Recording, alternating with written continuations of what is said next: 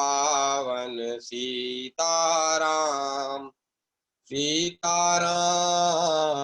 सीताराम भज मन प्यारे राधे श्याम। सीताराम सीताराम भज प्यारे तू सीताराम। रघुपति राघव राजा राम। पतित पावन सीताराम। रघुपति राघव राजा राम। पतित पावन सीताराम। सीताराम सीताराम भज प्यारे तू सीताराम। सीताराम सीताराम भज मन प्यारे सीताराम। रघुपति राघव राजा राम। पतित पावन सीताराम। रघुपति राघव राजा राम। पतित पावन सीताराम। सीताराम सीताराम भज मन प्यारे सीताराम। सीताराम सीताराम भज मन प्यारे सीताराम। रघुपति राघव राजा राम। पतित पावन सीताराम। रघुपति राघव राजा राम। पतित पावन सीताराम। सीताराम सीताराम भज मन प्यारे सीताराम। सीताराम सीताराम भज मन प्यारे सीताराम। रघुपति राघव राजा राम। पतित पावन सीताराम। रघुपति राघव राजा राम। पतित पावन सीताराम। रघुपति राघव राजा राम। पतित पावन सीताराम। सीताराम सीताराम भज मन प्यारे सीताराम। सीताराम सीताराम भज मन प्यारे सीताराम। रघुपति राघव राजा राम। पतित पावन सीताराम। रघुपति राघव राजा राम। पतित पावन सीताराम। सीताराम सीताराम भज मन प्यारे सीताराम। सीताराम सीताराम भज मन प्यारे सीताराम।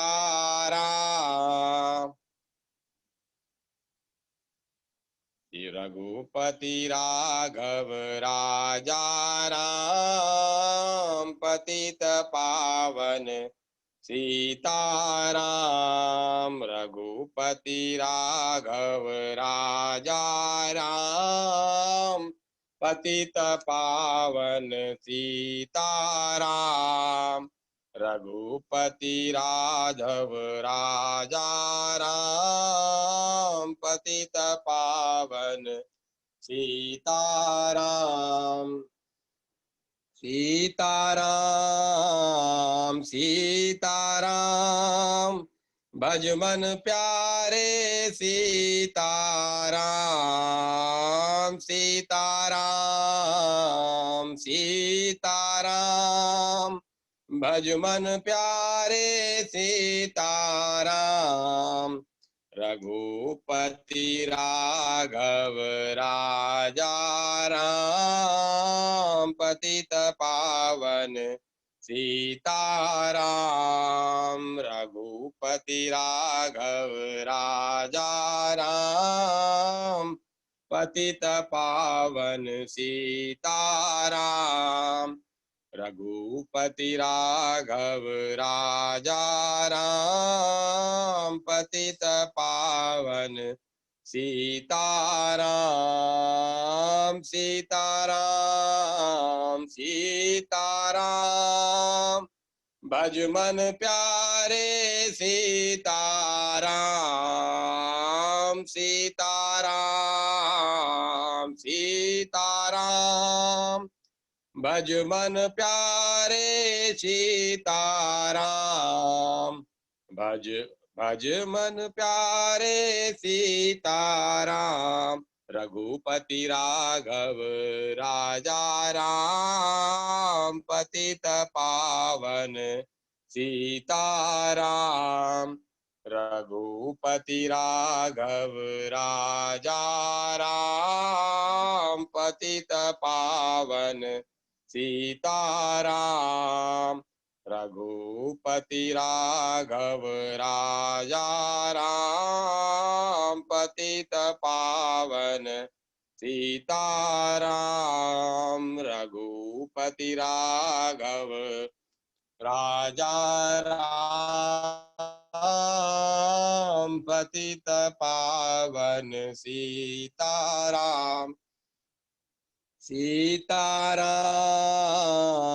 सीताराम भज मन प्यारे सीताराम सीताराम सीताराम भज मन प्यारे सीताराम रघुपति राघव राजा राम पतित पावन सीताराम रघुपति राघव राजा राम पतित पावन सीताराम सीताराम सीताराम भज मन प्यारे सीताराम सीताराम सीताराम भज मन प्यारे सीताराम सीताराम सीताराम भज मन प्यारे सीताराम रघुपति राघव राजा राम पतित पावन सीताराम रघुपति राघव राजा राम पतित पावन सीताराम रघुपति राघव राजा राम पतित पावन सीताराम सीताराम सीताराम भज मन प्यारे सीताराम सीताराम सीताराम भज मन प्यारे सीताराम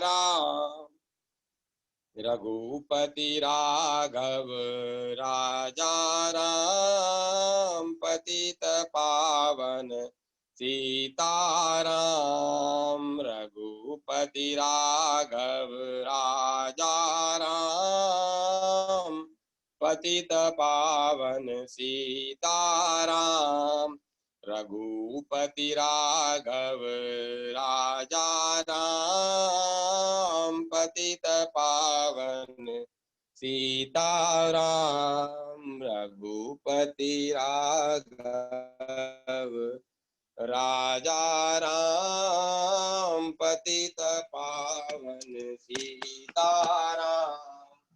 रघुपति राघव राजा राम पतित पावन सीताराम।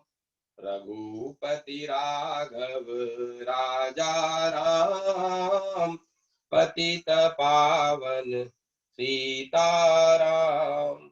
रघुपति राघव राजा राम पतित पावन सीताराम। रघुपति राघव राजा राम पतित पावन सीताराम। सीताराम सीताराम भज मन प्यारे सीताराम। सीताराम सीताराम भज मन प्यारे सीताराम। रघुपति राघव राजा राम पतित पावन सीताराम। रघुपति राघव राजा राम पतित पावन सीताराम। सीताराम सीताराम भज मन प्यारे सीताराम। सीताराम सीताराम भज मन प्यारे सीताराम। रघुपति राघव राजा राम पतित पावन सीताराम।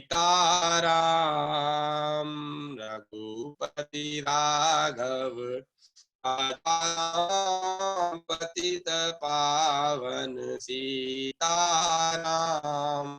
सभी बोलिए। रघुपति राम सीताराम भज मन प्यारे सीताराम। सीताराम सीताराम भज मन प्यारे सीताराम। रघुपति राघव राजा राम पतित पावन सीताराम। रघुपति राघव राजा राम पतित पावन सीताराम। सीताराम सीताराम भज मन प्यारे सीताराम। सीताराम सीताराम भज मन प्यारे सीताराम। रघुपति राघव राजा राम पतित पावन सीताराम। सीताराम सीताराम भज मन प्यारे सीताराम। सीताराम सीताराम भज मन प्यारे सीताराम। रघुपति राघव राजा राम पतित पावन सीताराम। रघुपति राघव राजा राम पतित पावन सीताराम। सीताराम सीताराम भजमन प्यारे सीताराम सीताराम सीताराम भजमन प्यारे सीताराम रघुपति राघव राजा राम पतित पावन सीताराम रघुपति राघव राजा राम पतित पावन सीताराम सीताराम। ठीक है, ठीक है, ठीक है, ठीक है।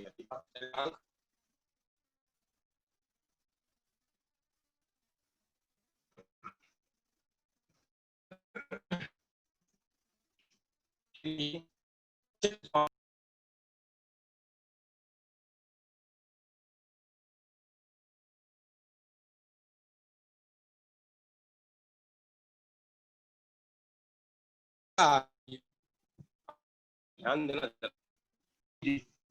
आवाज हट जाए तो बीच में बोलना। मेरा ध्यान कभी मोबाइल रहता कभी नहीं जाता है। जी मथुरा के चोबे थे, उनका जन्म लगभग संवत 1572 ईस्वी में हुआ था। वे बाल्य अवस्था से ही नटखट और असाधु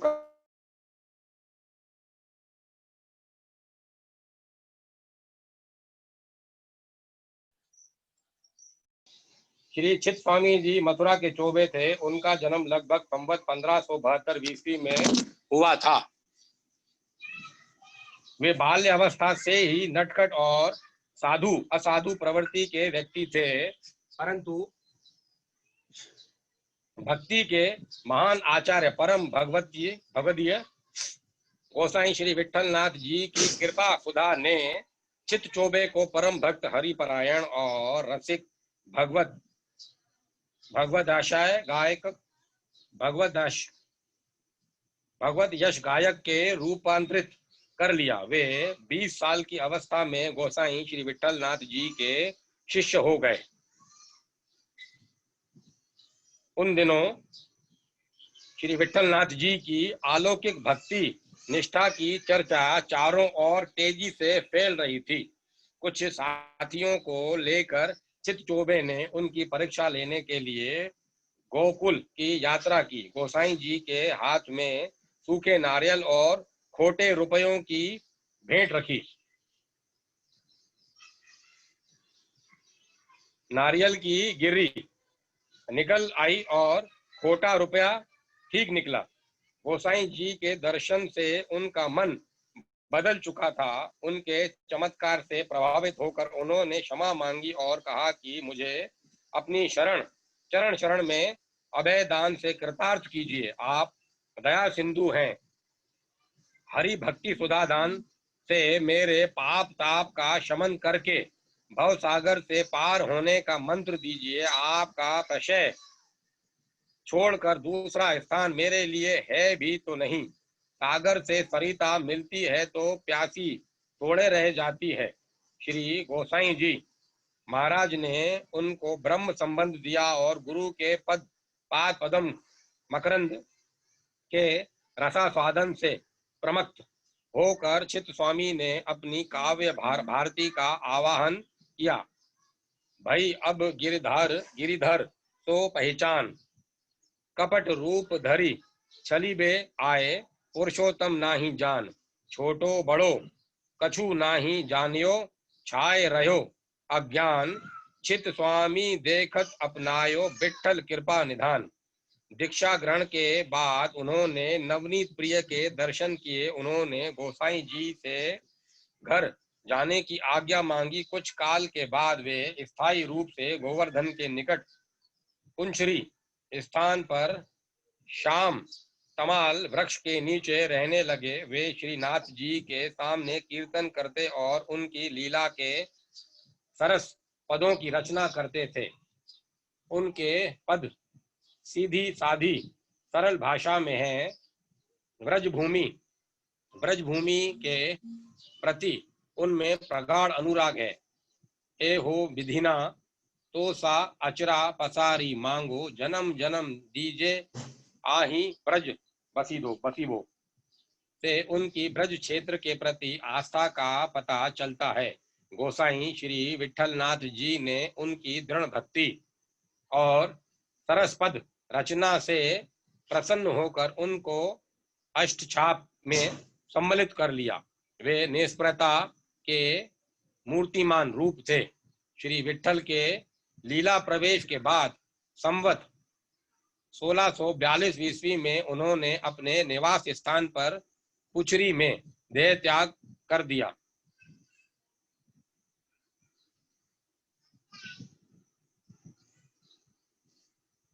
उन्होंने पुष्टि मार्ग के विकास में महान योग दिया। भक्त श्री चतुर्भुज दास जी। चतुर्भुज दास जी का जीवन चरित्र आजीवन चमत्कारों और अलौकिक घटनाओं से संपन्न स्वीकार किया जाता है। उनका जन्म सन 1575 ईस्वी में जमुनावतो ग्राम में हुआ था। वे पुष्टि मार्ग के महान भगवत भक्त महात्मा कुंभन दास जी के सबसे छोटे पुत्र थे। कुंभन दास जी ने बाल्य अवस्था से ही उनके लिए भक्तों का संपर्क सुलभ कर दिया था। वे उनके साथ श्रीनाथ जी के मंदिर में दर्शन करने भी जाया करते थे। पारिवारिक वातावरण का उनके चरित्र विकास पर बड़ा प्रभाव पड़ा। कुंभन दास के सत्य प्रयत्न से गोसाई श्री विठलनाथ जी ने चतुर्भुज दास को जन्म के 41 दिनों के बाद ही ब्रह्म संबंध दे दिया था। वे बाल्यावस्था से ही पिता की देखा देखी पद रचना करने लगे थे। घर पर अनासक्ति पूर्वक रहकर खेती बाड़ी का भी काम संभालते थे। श्रीनाथ जी की सेवा में उनका मन बहुत लगता था। बाल्यावस्था से ही भगवान की अंतरंग लीलाओं की उन्हें अनुभूति होने लगी थी। उन्हीं के अनुरूप वे पद रचना किया करते थे। उनकी काव्य और संगीत की निपुणता से प्रसन्न होकर श्री विठलनाथ जी ने उनको अष्टचाप से सम्मिलित कर लिया था। वृद्ध पिता के साथ अष्टचाप के कवियों में एक प्रमुख स्थान प्राप्त करना उनकी दृढ़ भगवत भक्ति, कवित्व शक्ति और विरक्ति का परिचायक है। ब्रह्म संबंध से गौरवान्वित होने के बाद वे अपने पिता के साथ जमुनावतों में ही रहा करते थे। नित्य उनके साथ श्रीनाथ जी की सेवा और कीर्तन तथा दर्शन के लिए गोवर्धन आया करते थे। कभी कभी गोकुल में नवनीत प्रिय के दर्शन के लिए भी जाते थे, पर श्रीनाथ जी का विरह उनके लिए असह्य हो जाता था। बाकी तो सब लोग समझ बाकी तो क्या लगभग सभी लोग समझते होंगे, लेकिन मेरे को ऐसा लगा कि मैं इस शब्द को जरा एक्सप्लेन करूं, जरा उसका मैं संधि विच्छेद करके बताऊं कि इसका अर्थ क्या होता है। नवनीत मतलब मक्खन होता है, और जिसको मक्खन प्रिय हो उस कृष्ण जी का यहाँ चर्चा हो रही। नवनीत प्रिय, जिनको मक्खन प्रिय है, जिनको मक्खन अजीज है, उनका नाम ऐसा रखा गया है। कृष्ण जी को नवनीत प्रिय बोला जाता है। नवनीत प्रिय के दर्शन के लिए भी जाते थे वह, पर श्री नाथ जी का विरह उनके लिए असह्य हो जाया करता था।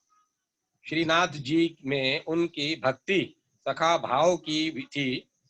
भगवान उन्हें प्रत्यक्ष दर्शन देकर साथ में खेला करते थे। भक्तों की इच्छा पूर्ति के लिए ही भगवान अभिव्यक्त होते हैं। श्री विठलनाथ जी महाराज की कृपा से चतुर्भुज दास को प्रकट और अप्रकट लीला का अनुभव होने लगा। एक समय श्री गोसाई जी भगवान का श्रृंगार कर रहे थे, दर्पण दिखला रहे थे। श्री चतुर्भुज दास जी रूप माधुरी का आस्वादन कर रहे थे। उनके अधरों की भारती मुस्कुरा उठी। उनके अधरों की भारती मुस्कुरा उठी। सुभंग सिंगार निरखी मोहन को ले दर्पण कर पिहई दिखावे। भक्ति की वाणी का कंठ पूर्ण रूप से खुल चुका था। उनका मन भगवान के पादारविंद मकरंद के मध्य से उन्मुक्त था। उनके नयनों ने विश्वास पूर्वक सौंदर्य का चित्र उरेहा। मायरी आज और काल और छिन छिन प्रीति और भगवान के नित्य सौंदर्य में अभिवृद्धि की रेखाएं चमक उठी। भगवान का सौंदर्य तो क्षण क्षण में नवीनता से अलंकृत होता रहता है, यही तो उसका विचित्र है। लीला दर्शन करने वाले को भगवान सदा नए नए ही लगते हैं। एक समय गोसाई विठलनाथ गोकुल में थे। गोसाई जी के पुत्रों ने परासोली में रास लीला की योजना की। उस समय श्री गोकुलनाथ जी ने चतुर्भुज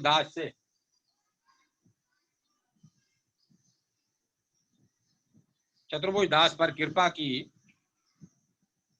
चतुर्भुज दास से पद गाने का अनुरोध किया। चतुर्भुज दास तो रस सम्राट श्री नाथ जी के सामने गाया करते थे।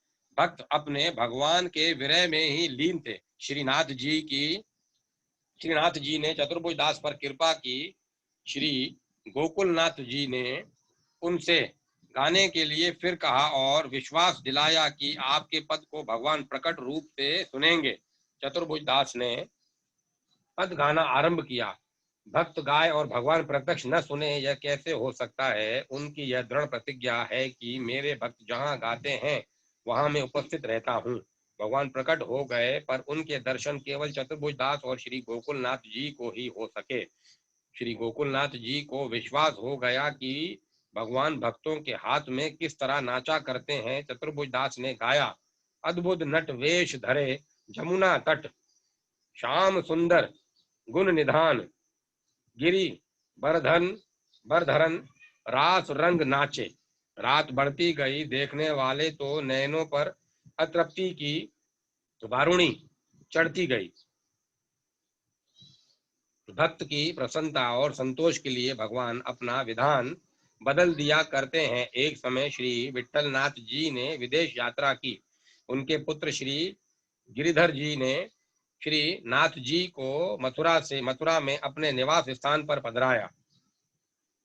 चतुर्भुज दास जी श्री नाथ जी के विरह में सुध बुध भूल कर गोवर्धन पर एकांत स्थान में हिलग और विरह के पद गाया करते थे। श्रीनाथ जी संध्या समय नित्य उन्हें दर्शन दिया करते थे। एक दिन वे पूर्ण रूप से विरह विदग्ध होकर गा रहे थे, श्री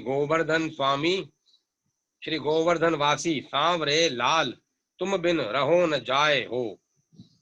भगवान भक्त की मनोदशा से स्वयं व्याकुल हो उठे। उन्होंने गिरिधर जी को गोवर्धन पधारने की प्रेरणा दी। चतुर्दशी को एक प्रहर रात शेष रहने पर कहा कि आज राजभोग गोवर्धन पर होगा। भगवान की लीला सर्वथा विचित्र है। नरसिंह चतुर्दशी को वे गोवर्धन लाए गए। राजभोग में विलंब हो गया। राजभोग और शयन भोग साथ ही साथ दोनों उनकी सेवा में रखे गए।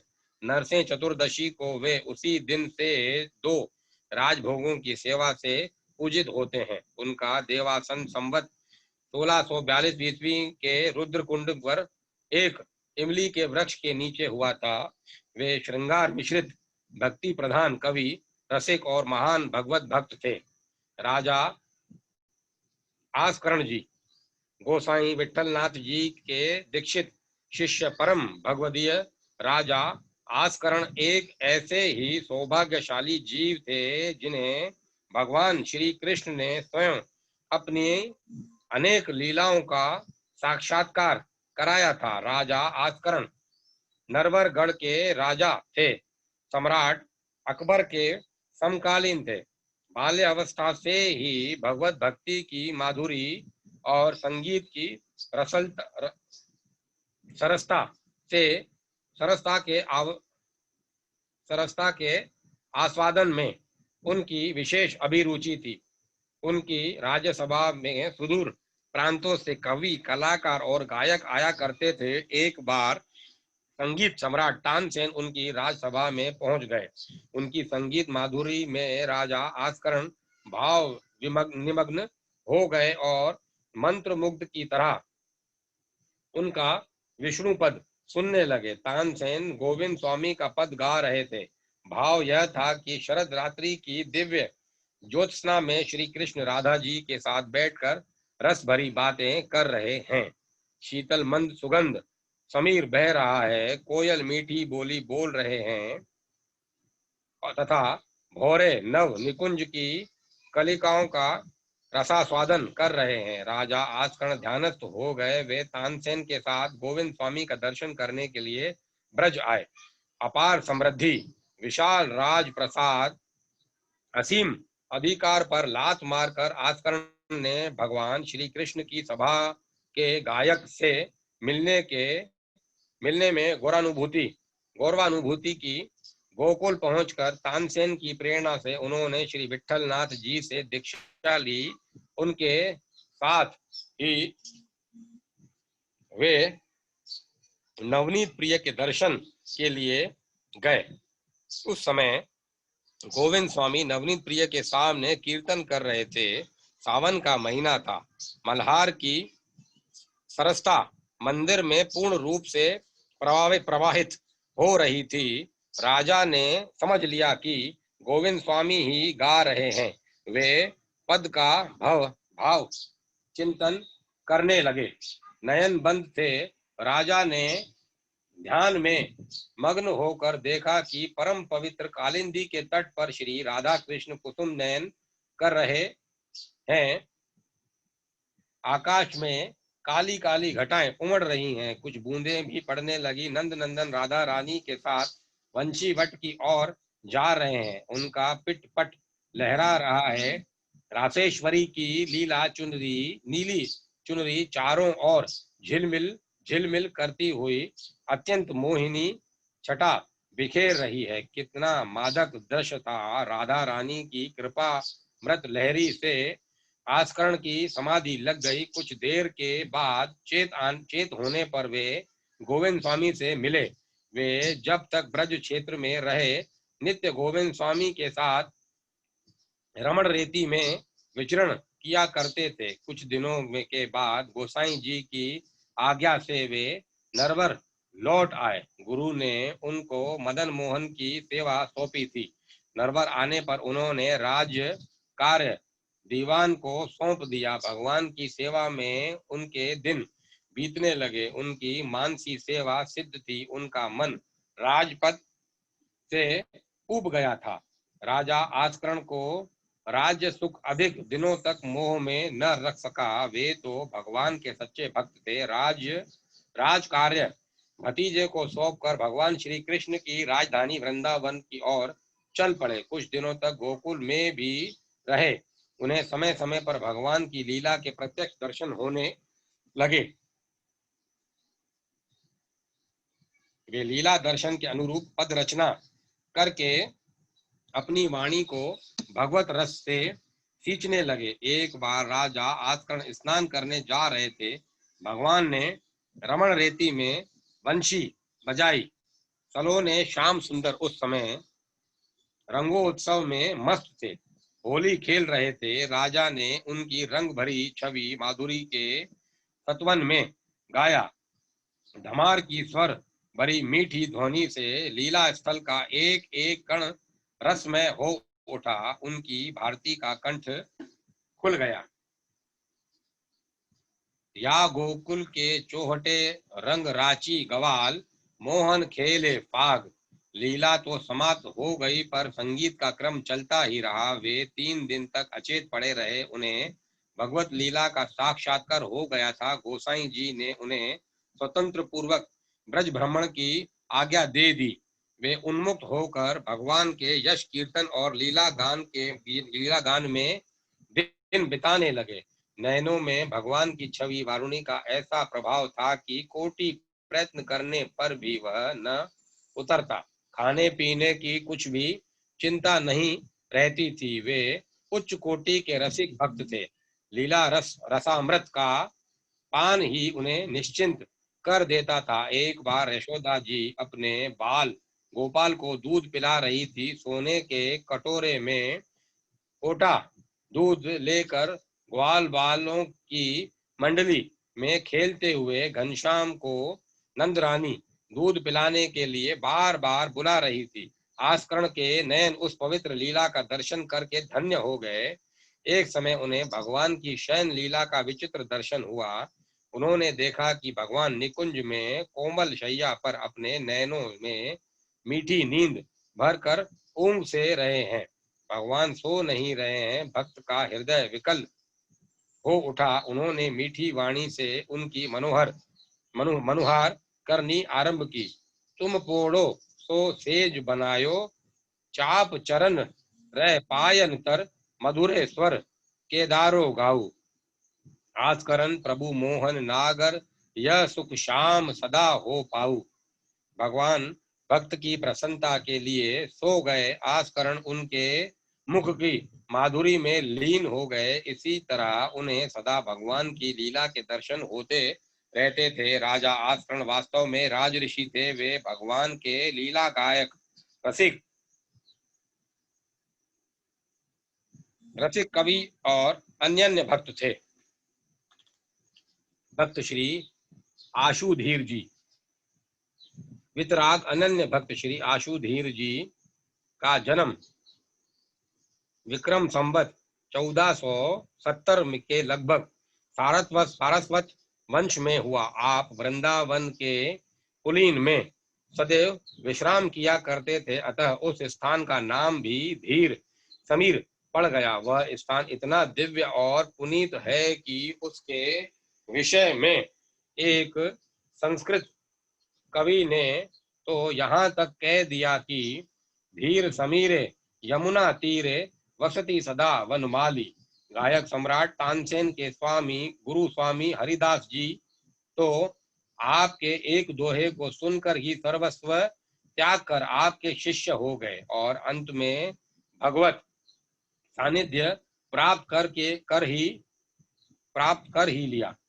बात इस प्रकार थी कि युवा अवस्था में हरिदास जी एक श्रेष्ठ अश्व पर चढ़कर वृंदावन में भ्रमण कर रहे थे। अश्व की टापों से वृंदावन खुद रहा था। इसे देखकर भावुक भक्त का चित्त विचलित हो उठा और वे कह ही तो बैठे, नहीं पावत ब्रह्मादि सुर बिलसत जुगल सिहाय, अस कल कोमल भूमि पे तुरंग फिरावत हाय। दोहे को सुनते ही हरिदास जी की दिव्य दृष्टि हो गई और वृंदावन उन्हें दिव्य रत्न जनित दिखने लगा। तुरंत ही अश्व छोड़कर उन्होंने सदैव के लिए स्वामी जी के चरण पकड़ लिए और अंत में युगल श्री कुंज बिहारी का प्रत्यक्ष दर्शन किया। उनके विषय में किंवदंतियां भी बहुत प्रसिद्ध हैं। प्रयाग में कुंभ का पूर्व पर्व था। वृंदावन से बहुत से महात्मा दर्शन स्नान के लिए जा रहे थे।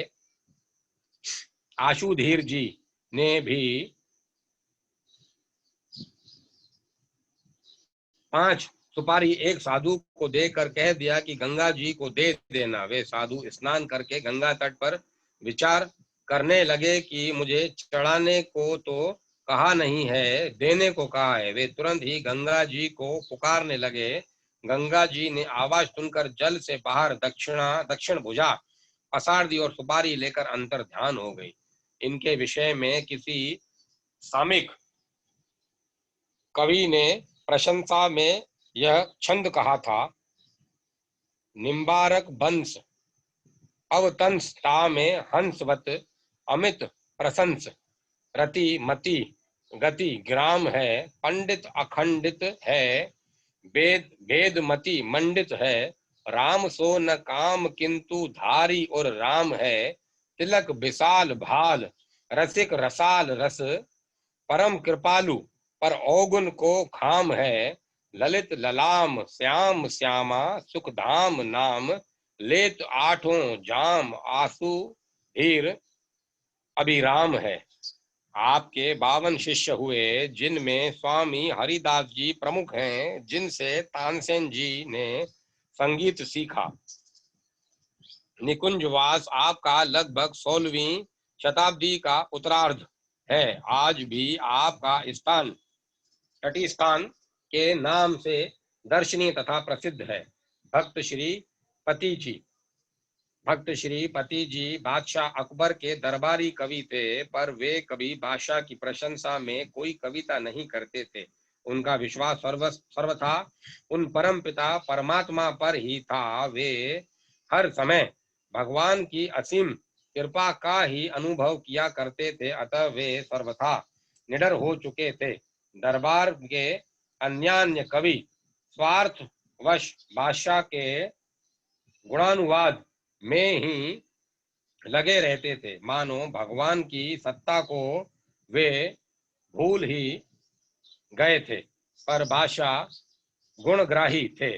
वे कभी कभी भक्त पर श्रीपति जी की कविता पर प्रसन्न होकर उन्हें पुरस्कार दे दिया करते थे। इससे अन्य कवि लोग श्रीपति जी से जलते थे तथा उन्हें नीचा दिखाने की सोचते रहते थे। एक बार सब ने मिलकर भक्तवर श्रीपति जी को नीचा दिखाने की एक युक्ति सोच निकाली। बादशाह अकबर का दरबार हो रहा था। बादशाह के सामने सब कवियों ने केवल भक्तवर श्रीपति जी को छोड़कर यह प्रस्ताव रखा कि आगामी दिन सब कवि नए नए छंद सुनाए और प्रत्येक की अंतिम पंक्ति में अंतिम वाक्य रहे, करो मिली आस अकबर की। सबने स्वीकार किया। दूसरे दिन दरबार में लोगों की बड़ी भीड़ थी। सभी दरबारियों की दृष्टि भक्तवर श्रीपति जी पर ही थी, पर भक्तवर अपने प्रभु के आनंद में मग्न थे। उन्हें किसी भी बात का भय नहीं था। सदा की भांति वे अपने स्थान पर निश्चिंत बैठे थे तथा निसंकोच अपने प्रभु को स्मरण कर रहे थे। सब कवियों ने बादशाह की प्रशंसा में अपनी अपनी कविताएं सुनाई। तत्पश्चात भक्तवर श्रीपति जी की बारी आई। लोगों ने सोच रखा था कि आज श्रीपति जी को अपना व्रत तोड़ना ही पड़ेगा। भक्तवर श्रीपति जी मुस्कुराते हुए उठे और उन्होंने निम्नलिखित स्वरचित कवित सुनाया।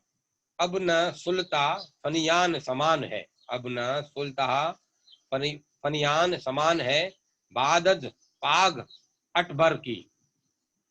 अजी एक तो दूसरे को जो भाए भजे, तजी एक को दूसरे को जो भजे, कटी जीभ गिरेवा लबर की। शरणागत श्रीपति की, नहीं त्रास है काहू जबर की। जिनको हरि की कुछ आस नहीं, सो करु मिले आस अकबर की। इस कविता को सुनते ही समस्त दरबारियों के मुख कमल की तरह खिल उठे। षड्यंत्रकारियों के मुखों पर वैसे ही रुखाई छा गई, जैसे पानी पड़ने पर जुआसे का पौधा सूख जाता है। बादशाह बहुत प्रसन्न हुए और उन्होंने भक्त श्रीपति को इनाम देकर उनका सम्मान किया। सबते सुलता फनियान समान है, बादद पाग अटबर की। तजी एक को दूसरे को जो भजे, कटी जीभ गिरे ला लबर की। शरणागत श्रीपति की, ना ही त्रास है काहू ही जबर की। जिनको हरि की कछु आस नहीं, सो करो मिली आस अकबर की। भक्त रसखान का संबंध बादशाही वंश से था। वे दिल्ली के एक समृद्धशाली पठान थे। उनका जन्म लगभग सन 1640 ईस्वी में हुआ था। उनकी भाषा पर्याप्त परिमार्जित और सरस तथा काव्योचित थी। ब्रज भाषा में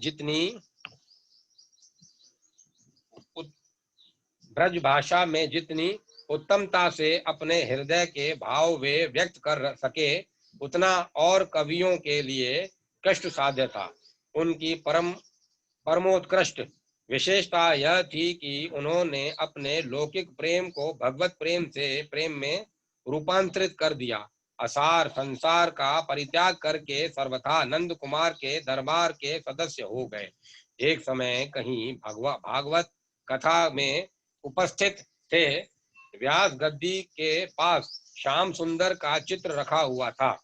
उनके नयनों में भगवान का रूप माधुर्य समा गया। उन्होंने प्रेममयी मीठी भाषा में व्यास से भगवान श्री कृष्ण का पता पूछा और ब्रज के लिए चल पड़े। रास रसिक नंद नंदन से मिलने के लिए विरही कवि का हृदय बिन बज उठा। वे अपनी प्रेमिका की बात सोचते जाते थे। अभी थोड़े ही समय पहले उसने कहा था कि जिस तरह तुम मुझे चाहते हो उसी तरह यदि श्री कृष्ण को चाहते तो भवसागर से पार उतर जाते। पैर और वेग से आगे बढ़ने लगे। उसी तरह नहीं, उससे भी अधिक चाहने के लिए वे श्री कृष्ण की लीला भूमि में जा रहे थे। अभी उन्होंने कल ही भागवत के फारसी अनुवाद में गोपी प्रेम के संबंध में विशेष रूप से प्रेममयी स्फूर्ति पाई थी। उन्होंने अपने मन को बार बार धिक्कारा। मूर्ख ने लोक बंधन में मुक्ति सुख मान लिया था। उनके कंठ में भक्ति की मधुर रागनी ने अमृत घोल दिया। ब्रजराज का मस्तक से स्पर्श होते ही भगवती कालिंदी के जल की शीतलता से के स्पर्श सुख से उन्मुक्त समीर के मदिर कंपन की अनुमति होते ही शाम तमाल से अरुझी लताओं की हरियाली का नयनों में आलोड़न होते ही वे अपनी सुधी बुद्धि खो बैठे। संसार छूट गया, भगवान में मन रम गया। उन्होंने वृंदावन के ऐश्वर्य की स्तुति की, भक्ति का भाष्य किया। उन्होंने वृंदावन के जड़ जीव चेतन और जगम में आत्मानुभूति की आत्मीयता देखी। पहाड़ नदी और विहंगों से अपने जन्म जन्मांतर का संबंध जोड़ा। वे कह उठे, या लकुटी अरु कमरिया पर राजती हूँ पुर को तजी ढारो। आठों सिद्धि नवो निधि को सुख नंद की गाय चराए बिसारो। रसखान सदा इन नयन नहीं, सो ब्रज के बन बाग तड़ाग निहारो।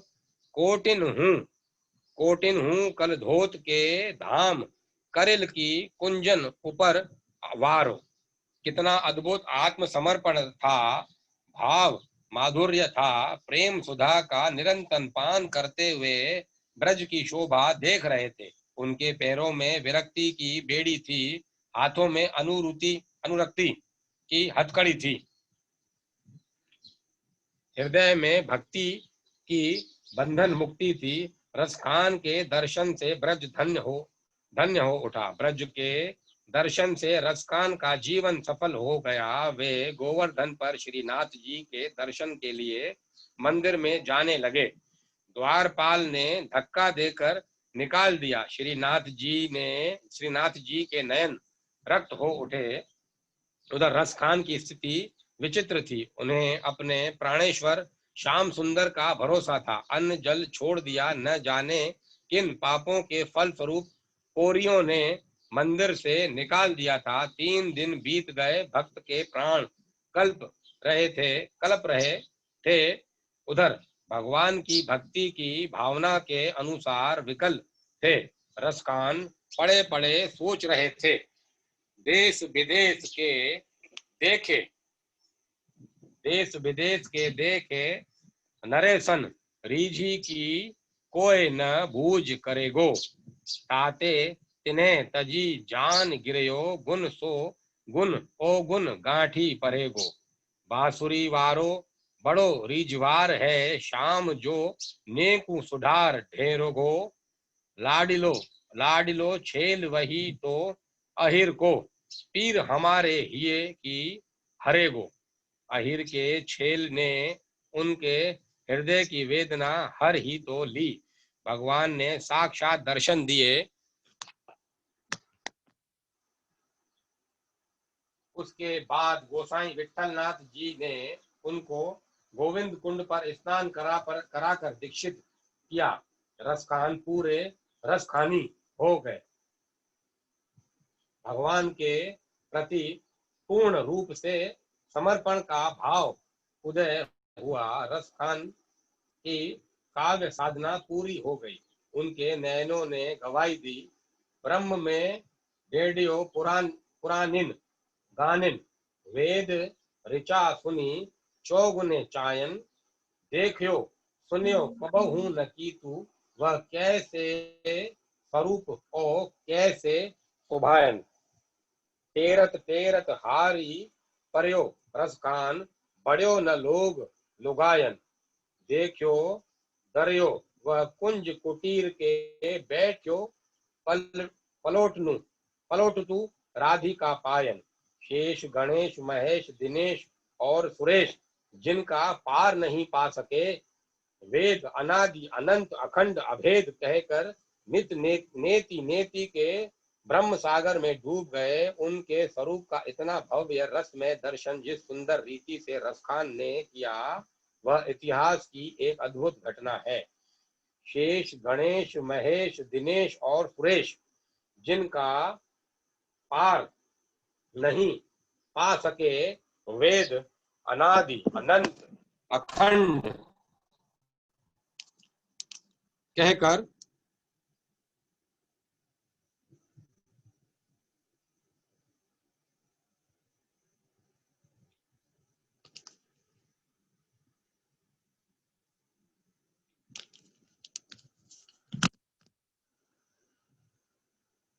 नेति नेति के ब्रह्म सागर में डूब गए, उनके स्वरूप का इतना भव्य रसमय दर्शन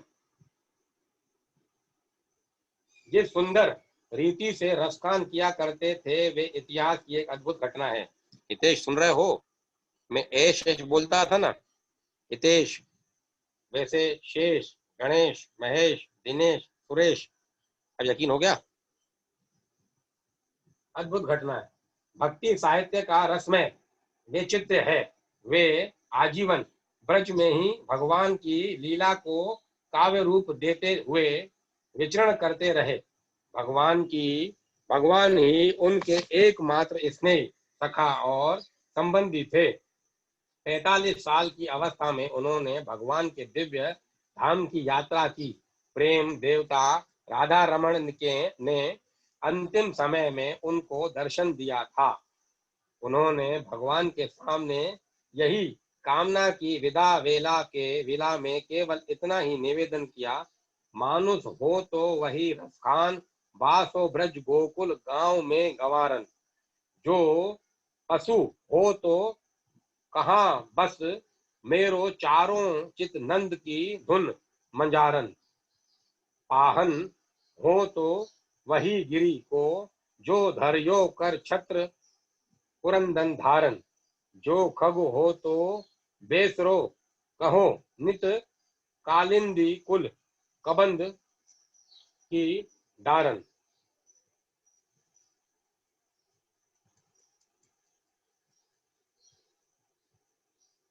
इसका अर्थ मैं समझाऊं आपको। मानुष वही है रसखान जो ब्रज गोकुल में रहे, वहां का रहने वाला हो, गवारन का खुद को उन्होंने। जो पशु हो तो बसे मेरी चेरी नित नंद के धेनु मजारे। अगर कोई पशु हो तो वो भगवान की गायों में, जहाँ गायें चरती हैं, जहाँ बसती हैं, वहां जाके बसे। पाहन हो तो अगर कोई पहाड़ हो तो वो गिरी बने, वो पहाड़ बने जिसको हमारे श्याम सुंदर ने अपने हाथों में उठाया था।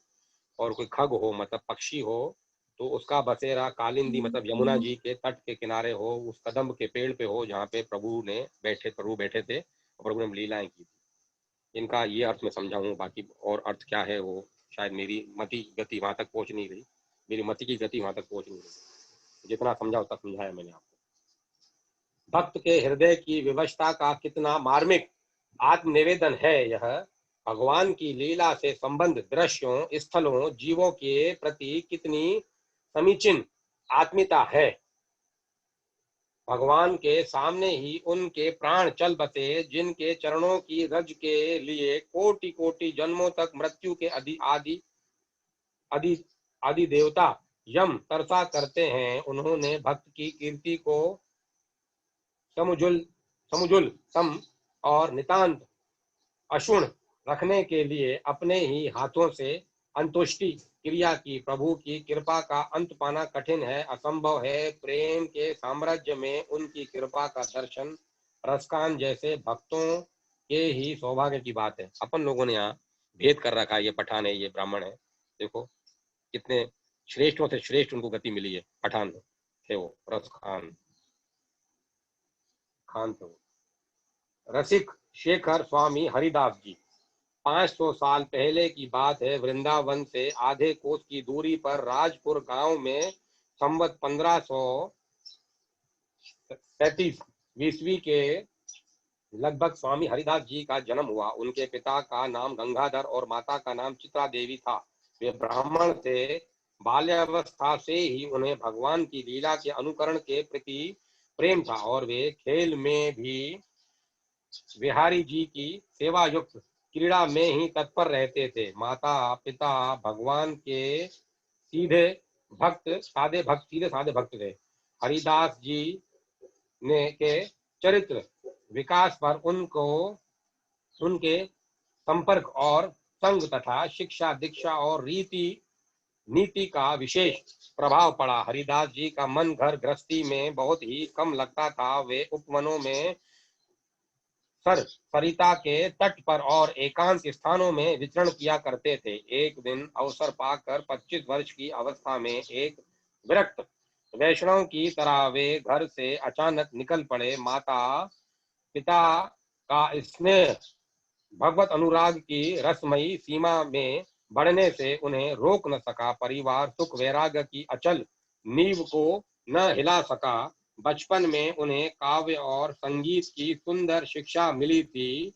उन दोनों कलाओं के अभ्यास का सुख उन्होंने भगवान श्री कृष्ण के चरणों पर निछावर कर उनके सरस यश गान को ही अपनी साधना की परमोत्कृष्ट सिद्धि समझा। वे घर से सीधे वृंदावन आए, अपने उपास्य देवता बिहारी जी के दर्शन किए और उन्हीं के शरणागत होकर निधि वन में रहने लगे।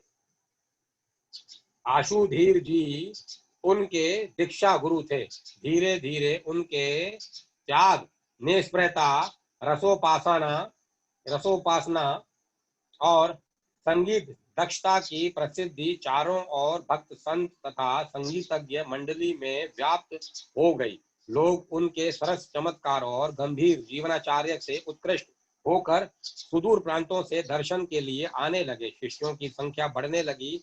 भावावेश में सदा उनकी सहज समाधि सी लगी रहती थी। प्रियतम श्री राधा कृष्ण के सौंदर्य और माधुर्य के महासागर में वे रात दिन डूबे रहते थे। उनका वही अचल धन था। उन्होंने बड़ी सरलता से भगवान का सत्वन करते हुए कहा, हरि, तुम जिस तरह हमें रखना चाहते हो उसी तरह रहने में हमें संतोष है। हरि, तुम जिस तरह हमें रखना चाहते हो उसी तरह रहने में हमें संतोष है। हरि, तुम जिस तरह हमें रखना चाहते हो उसी तरह रहने में हमें संतोष है। उनका पूर्ण विश्वास था कि सब लोग बिहारी निजी की कृपा से ही होता है। हरिदास निम्बार्क संप्रदाय के अनुयायी थे। उनकी उपासना सखी भाव की थी और भक्ति श्रृंगार मूलक राशेश्वर की सौंदर्य निष्ठा की प्रतीक थी। उनके सिद्धांत से भोक्ता केवल भगवान है और समस्त चराचर उनका भोग्य है। उनकी कुटी के सामने दर्शन के लिए बड़े बड़े राजा महाराजाओं की भीड़ लगी रहती थी, पर उन्होंने कभी किसी की मुंह देखी नहीं की। कर का करवा ही उनका एकमात्र सामान था। कर का करवा मतलब हाथ का निवाला। कर मतलब हाथ, करवा मतलब निवाला। जो हाथ का निवाला है केवल वो ही उनका सामान है, बाकी उनके पास कुछ नहीं होता था। किसी में उनकी मतलब कहने का भाव अर्थ यह है कि किसी में उनकी आसक्ति नहीं थी, विरक्त थे।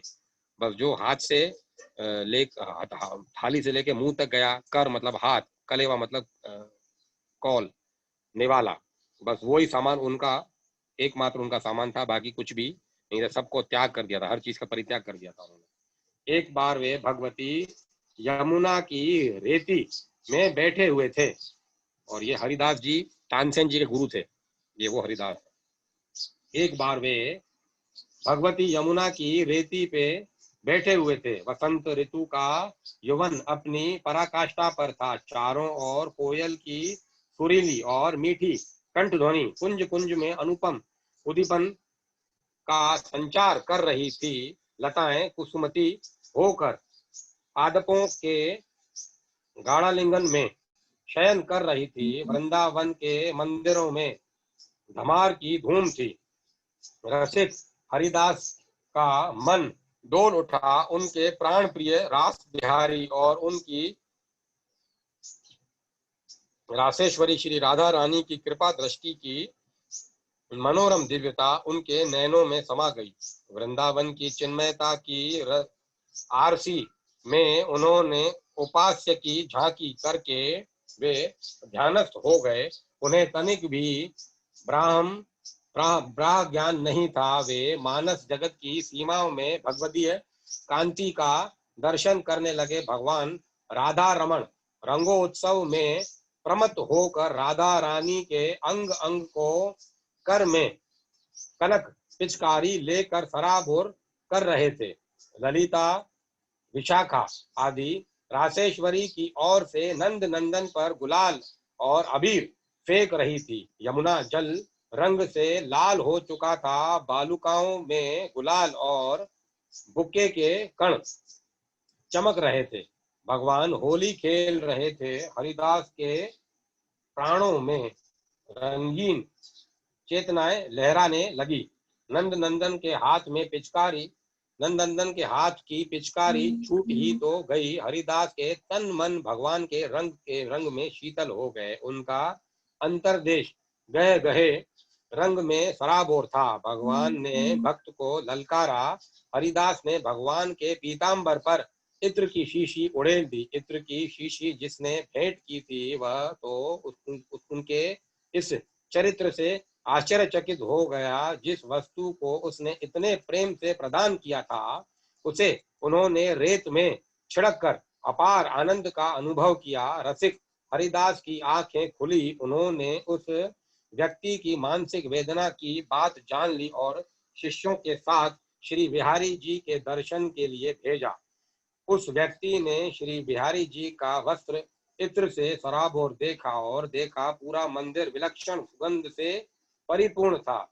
वह बहुत लज्जित हुआ, पर भगवान ने उसकी परम प्यारी भेंट स्वीकार कर ली। यह सोचकर उसने अपने सौभाग्य की सराहना की। एक बार एक धनी तथा कुलीन व्यक्ति ने हरिदास से दीक्षित होने की इच्छा प्रकट की और उन्हें पारस भेंट स्वरूप दिया।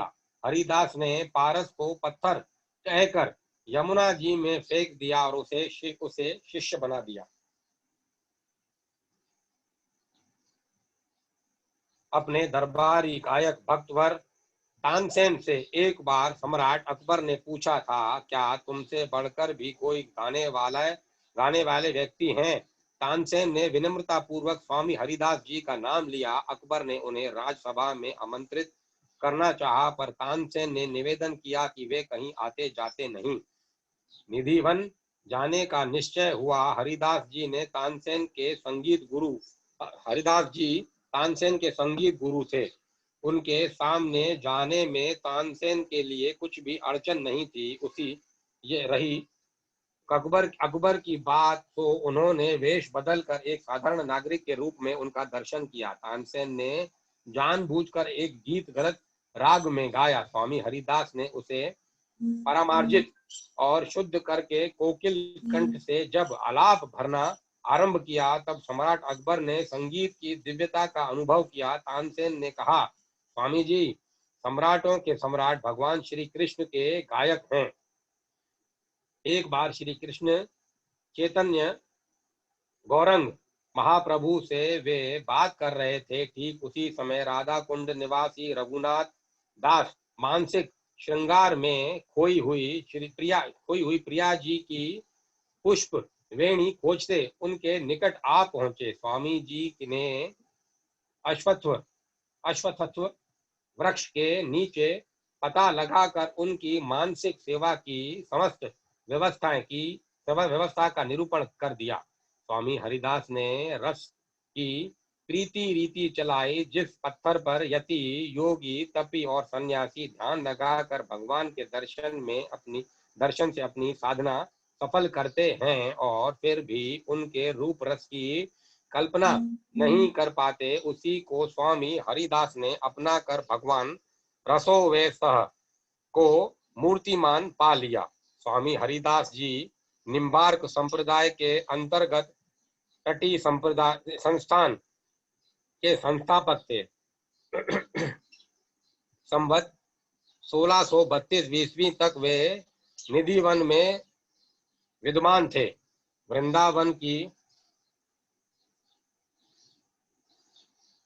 वृंदावन की नित्य नवीन भगवत लीलामयी चिन्मयता के सौंदर्य में उनकी रसोपासना ने विशेष अभिवृद्धि की। गायकाचार्य तानसेन का जन्म ग्वालियर राज्य के बेहट ग्राम में मकरंद पांडे के घर सन 1532 ईस्वी में हुआ था। भगवान शंकर की उपासना के फल स्वरूप मकरंद को तानसेन जैसे पुत्र रत्न की प्राप्ति हुई थी। 5 साल तक वे मूक रहे। भगवान महेश्वर की कृपा से उनका कंठ खुल गया। उनमें बाल्यावस्था से ही संगीत और वैराग्य के प्रति निष्ठा थी। एक दिन उनके मन में वैराग्य का उदय हुआ। वे गेरुआ वस्त्र धारण कर हाथ में माला लेकर परमात्मा का नाम लेते हुए घर से निकल पड़े। उस समय रीवा में महाराज रामचंद्र राज करते थे। प्रातः काल का समय था। वे मधुर कंठ से संगीत गाते हुए राजपथ पर विचरण कर रहे थे। राजा ने उन्हें अपने प्रसाद में बुलाकर पूर्ण रूप से स्वागत किया। वे रीवा के रामचंद्र के ही साथ रहने लगे। रीवा में रामचंद्र के साथ ही रहने लगे। धीरे धीरे उनके संगीत माधुर्य की ख्याति देश के कोने कोने में फैल गई। तानसेन के संगीत गुरु वृंदावन के रसिक राजेश्वर स्वामी हरिदास जी थे। एक बार वे थकावट और श्रम से क्लांत होकर वृंदावन में रात को किसी वृक्ष के नीचे विश्राम कर रहे थे कि प्रातःकाल निधिवन में कालिंदी तट पर जाते समय स्वामी हरिदास ने उन पर कृपा दृष्टि की। उनके आशीर्वाद से तानसेन संगीतज्ञ हो गए। भारत के तत्कालीन सम्राट अकबर की सभा के नवरत्नों में से वे एक प्रमुख रत्न घोषित किए गए। अकबर के बड़े बड़े देशपति और सामंत उनके कलाकारिता से धन्य होने लगे। लालायित और उत्सुक रहा करते थे। अकबर की राजसभा में तानसेन एक संगीत साधक की तरह भगवत भक्ति संबंधी पद भी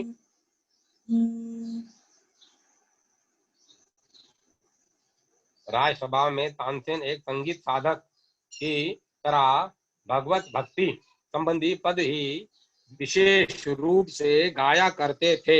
एक बार उनके साथ अकबर ने ब्रज आदि भक्ति क्षेत्रों में आकर भगवान के लीला गायकों के संगीत सुने थे।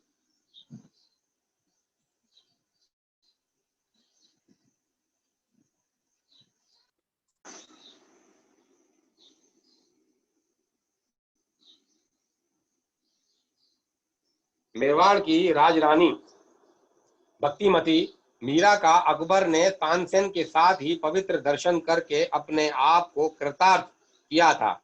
उन्हीं के साथ अकबर ने स्वामी हरिदास के मुख से भगवत गुण गान सुना था। तानसेन की सूरदास के से घनी मित्रता थी। दोनों एक दूसरे की हृदय से सराहना करते थे। अपने जीवन के अंतिम समय में तानसेन ने गोसाई विठल नाथ जी महाराज से दीक्षा ले ली। एक बार वे ब्रज गए थे। गोसाई जी ने उनका गीत सुना और 10,000 रुपए की थैली पुरस्कार रूप में दी। साथ ही साथ एक कोड़ी भी दी। कारण पूछने पर उन्होंने तानसेन से कहा कि तुम बादशाह के कलाकार हो, इसीलिए उचित पुरस्कार देना आवश्यक था, पर हमारे श्रीनाथ और नवनीत प्रिय के गायकों के सामने तुम्हारा गीत एक कोड़ी का है। गोसाई जी की आज्ञा से तानसेन के सामने गोविंद दास ने विष्णु पद गाया। तानसेन ने गोसाई जी की से ब्रह्म संबंध लिया। वे प्राय ब्रज में ही रहा करते थे। एक बार वे श्रीनाथ जी के सामने पद गा रहे थे। श्रीनाथ जी उनके वश हो गए। ब्रजेश्वर के अधरों पर मुस्कान की ज्योत्सना थिरक उठी। तानसेन ने सर्वस्व अर्पण कर दिया और आजीवन उन्हीं की सेवा करते रहे। तानसेन संगीत साधक और भक्त दोनों थे। वृंदावन की प्राकृतिक वासंती शोभा से ओतप्रोत रासेश्वर श्री कृष्ण सदा उनके नयनों में झूला करते थे। उनके श्याम सदा कुंज धाम में वसंत खेलते रहते थे। यद्यपि उन्होंने भगवान को बहुनायक पद से विभूषित किया, तथापि उनके दर्शन के लिए वे रात दिन तड़पा करते थे। वे विरही चातक की तरह अपने संगीत से अपने प्राणेश्वर घनश्याम का आवाहन करके हृदय का विरह ताप शीतल किया करते थे। अकबर के देवासन के बाद भी वे जहांगीर के शासनकाल में बहुत दिनों तक जीवित रहे। उनकी संगीत साधना भगवान नंद नंदन के यश कीर्तन से कृतार्थ हो गई। श्री विठल विपुल देव जी, श्री विठल विपुल देव जी, महात्मा विठल विपुल देव बड़े भगवत भक्त और रसिक थे। उनके नेत्र, कान और अधर आदि भगवान की रूप रस माधुरी से सदा संपलावित रहते थे। वे रसिक राज स्वामी हरिदास के शिष्य थे, समकालीन थे। उनकी अनन्य गुरु निष्ठा थी।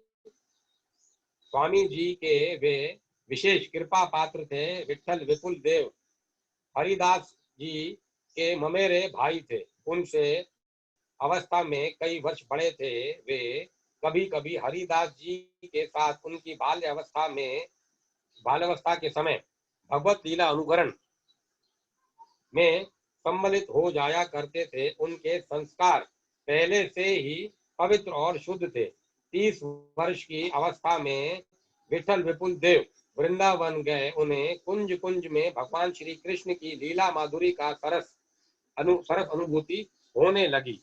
साथ ही साथ स्वामी हरिदास के संपर्क और सत्संग का भी उन पर विशेष प्रभाव पड़ा। अपने गुरु आशुधीर जी महाराज की आज्ञा से हरिदास जी ने उन्हें दीक्षित कर लिया। वे उनकी कृपा से वृंदावन के मुख्य रसिकों में गिने जाने लगे। वे परमोत्कृष्ट त्यागी और सदृढ़ रसोपासक थे। दीक्षित होने के बाद उन्होंने वृंदावन को ही अपना स्थायी निवास स्थान चुना। संवत 1631 में स्वामी हरिदास के नित्य धाम पधारने पर संतों और महंतों ने उन्हें उनकी गद्दी सौंपी। बड़े आग्रह और अनुनय विनय के बाद उन्होंने उत्तराधिकारी होना स्वीकार किया। गुरु विरह के दुख से कातर होकर उन्होंने आंखों में पट्टी बांध ली थी। जिन नेत्रों से रसिक राजेश्वर हरिदास के दिव्य अंगों का माधुर्य पान किया था, उनसे संसार का दर्शन करना उनके लिए सर्वथा असहाय था। वे बड़े भावुक और सहृदय थे। एक बार वृंदावन की संत मंडली ने रासलीला का आयोजन किया। सर्वसम्मति से महात्मा विठल विपुल जी को बुलाने का निश्चय किया गया। रसिक प्रवर व्यास जी के विशेष आग्रह पर वे रास दर्शन के लिए उपस्थित हुए। उनके नेत्रों से अश्रुओं की धारा बह रही थी। शरीर वश में नहीं था। रास आरंभ हुआ। प्रिया प्रियतम की अद्भुत पदनुपुर ध्वनि पर उनका मन नाच उठा। दिव्य दर्शन के लिए उनके हृदय में तीव्र लालसा जाग उठी। विलंब असहा हो गया। भगवान से भक्त की विरह पीड़ा न सही गई। उनकी आहदनी शक्ति रसमयी रास स्थित श्री रासेश्वरी ने कहा, मेरे दर्शन करो, मैं राधा हूँ। नित्य केली के साहचर्य रस के स्मरण मात्र ने भावानुवश में उनके दर्शन के लिए विवश किया। उन्होंने पट्टी हटा दी। नेत्रों ने रसिक शेखर नंदनंदन और राधा रानी का रूप देखा। वे खुले तो खुले ही रह गए, पट्टी अपने स्थान पर पड़ी रह गई। विठल विपुल देव ने रासस्थ भगवान और उनकी भगवता स्वरूप साक्षात राधा रानी के दर्शन किए। उनके अधरों पर स्फुरत था, हे रासेश्वरी, तुम करुणा करके मुझे अपनी नित्य लीला में स्थान दो। अब मेरे प्राण संसार में नहीं रहना चाहते हैं, बस ये नित्य लीला में सदा के लिए सम्मिलित हो गए। उनकी रसोपासना से पूर्ण सिद्धि अपनाई। वे भगवान के रास रस के सच्चे अधिकारी थे। रसिक संत और विरक्त महात्मा थे। भगवान ने उन्हें अपना लिया। कितना बड़ा सौभाग्य था उनका।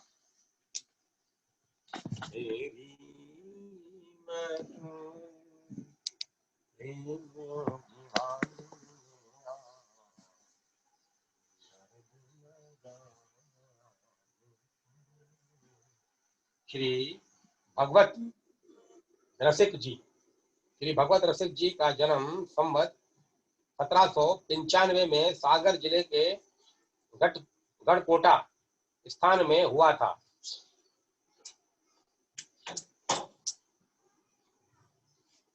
तटी संप्रदाय के मुख्य आचार्यों में श्री स्वामी ललित किशोरी के शिष्य श्री स्वामी ललित मोहनी दास के कृपा पात्र शिष्य श्री भगवत रसिक जी थे। उनकी उपासना श्री बिहारी जी की थी। वे स्वामी श्री हरिदास जी के संप्रदाय के संत थे। कहते हैं भगवत रसिक जी पहले श्री गणेश जी के उपासक थे। अपनी अनन्य निष्ठा और एकांत उपासना से उन्होंने भगवान श्री गणेश जी को प्रत्यक्ष कर लिया था।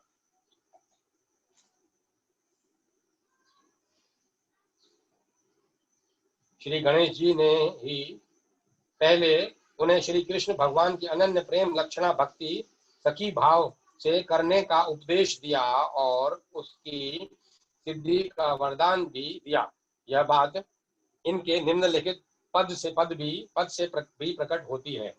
हमें बर गुरु गणेश है दीनो, जल भरी संग फिराए, शीश पर संस्कार शुभ कीनो, दे प्रसाद पर कीती पढ़ाई, दुख दारिद सब छीनो, अपने 5 रूप दर्शाए, सुख उपजाई नवीनो, व्यापन पूज सखी आचरज अति ऐश्वर्य प्रवीणो, लोक भेद भय धर्म भगाए, ताप सिराए तीनो, आनंद घन को पद दर्शायो, दंपति रति रस धीनो, भगवत रसिक लड़ेती लालन ललित भोजन भरी लीनो।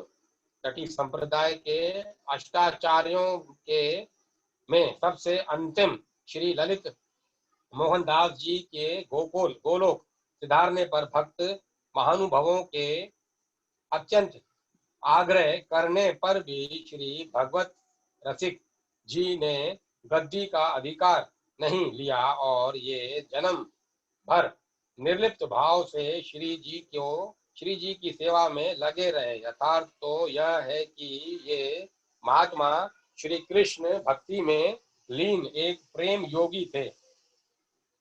श्री कृष्ण भक्ति के सखी संप्रदाय के भक्त प्रेमी भावुक कवियों में उनका आसन श्रेष्ठ है। इस प्रेम योगी कवि का हृदय प्रेम रस से सराबोर था। उन्होंने स्वयं लिखा था, भगवत रसिक रसिक की बातें रसिक बिना कोई समझ ही न सके ना। भगवत रसिक रसिक की बातें रसिक बिना कोई समझ ही सके ना। इनके रचे हुए 5 ग्रंथ बतलाए जाते हैं। अनन्य निश्चयात्मक श्री नित्य बिहारी युगल ध्यान, अनन्य रसिकाभरण, निश्चयात्मक ग्रंथ उत्तरार्ध, निर्बोध मन रंजन। इनकी रचनाओं का एक संग्रह ग्रंथ भगवत रसिक की वाणी के नाम से वर्तमान महंत ने प्रकाशित किया है। श्री भगवत रसिक जी अपनी उपासना पद्धति के संबंध में लिखते हैं, कुंजन ते उठी प्रात घात जमुना में होवे, निधि बन करी दंडवत बिहारी को मुख जोवे, करे भावना बैठी स्वच्छ थल रहित उपाधा, घर घर ले प्रसाद लगे जब भोजन साधा, संग करे भगवत रसिक कर करवा बुधरी करे, वृंदावन वृंदावन बेहरत फिरे जुगल रूप नैनन भरे। श्री भगवत रसिक जी के मतानुसार संत का लक्षण इस प्रकार है, इतने गुण जामे सो संत, श्री भागवत मध्य जस गावत श्री मुख कलांकंत, हरि को भजन साधु की सेवा सर्वभूत पर दया, हिंसा लोभ दंभ छल त्यागे विष सम देखे माया, सहनशील असाय उदार अति धीरज सहित विवेकी, सत्य वचन सबको सुखदायक गही अनन्य व्रत एकी, इंद्रजीत अभिमान न जाके करे जगत को पावन, भगवत रसिक तासु की संगति तीनों पाप नसावन, भक्तवाणी राम रमेति यथाणी मधुर गायती क्षणम स ब्रह्मा सुरापो वा मच्युते सर्वपातके, जिसकी वाणी एक क्षण भी राम राम ऐसा सुमधुर गान करती है, वह ब्रह्म गाती अथवा शराबी ही क्यों न हो समस्त पापों से छूट जाता है।